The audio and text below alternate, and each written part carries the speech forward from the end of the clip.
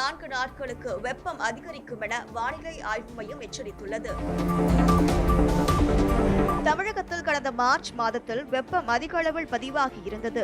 இந்நிலையில் வெப்பத்தை அதிக அளவில் உணர செய்யக்கூடிய சூப்பர் எல்னினோ அக்டோபர் மாதத்தில் உருவாக இருப்பதால் நடப்பாண்டிலும் அடுத்த ஆண்டிலும் வெப்பத்தின் அளவு சற்று அதிகமாகவே இருக்கும் என கூறப்படுகிறது. அதற்கேற்ப தமிழகத்தில் கடந்த சில நாட்களாக வறண்ட வானிலையே நிலவி வருகிறது.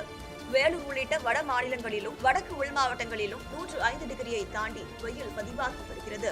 இதன் தொடர்ச்சியாக அடுத்த 4 நாட்களுக்கு வெப்பம் இயல்பை விட 2 டிகிரி முதல் 4 டிகிரி செல்சியஸ் வரை வெப்பம் அதிகரிக்கும் என வானிலை ஆய்வு மையம் தெரிவித்துள்ளது.